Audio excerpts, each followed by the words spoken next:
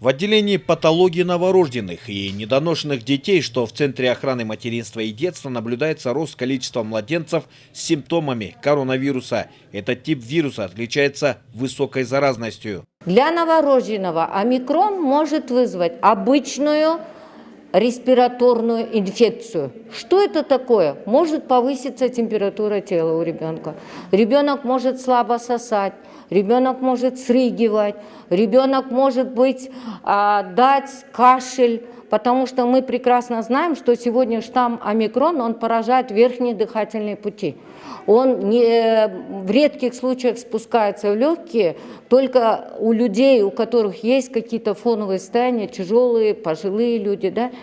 Новорожденных детей он вызывает кашель. Это вот идет как трахеит, ларингит. И, возможно, он вызовет у него длительный насморк.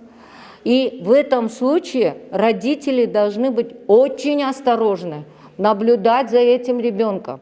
Штамм омикрон наиболее опасен для пожилых людей, граждан с хроническими заболеваниями и новорожденных. Специалисты отмечают, что подростки более устойчивы к новому штамму, поскольку у них иммунная система находится в активной фазе. Европейские и американские страны сделали исследования, и по предварительным данным были опубликованы результаты, что он более-менее слабый, и что очень снижен риск госпитализации у пациентов и клинической смерти.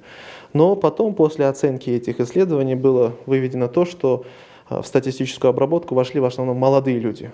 То есть, поскольку быстро распространился среди молодых, и поэтому, конечно же, если пациент более молодой, то побочных эффектов у него меньше, осложнений он переносит легче. Поэтому посчиталось, что госпитализации пациенты ложились в больницу намного меньше.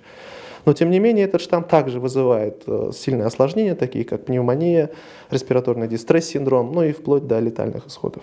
Новый штамм на сегодня еще не полностью изучен учеными. Между тем, это заболевание может негативно повлиять и на зрение человека. Этот штамм схож с обычными респираторными заболеваниями. Стало быть, и последствия аналогичные. В последнее время растет количество обращений с конъюнктивитом. Некоторые жалуются на ухудшение зрения. Мы осматриваем их и выписываем противовирусные препараты. Специалисты призывают граждан при проявлении первых симптомов респираторных заболеваний или штамма омикрон обращаться к семейному врачу. Важно следовать инструкции медиков, чтобы предупредить болезнь. Улан Касенов, Руслан Сабатаров, Ала-То 24.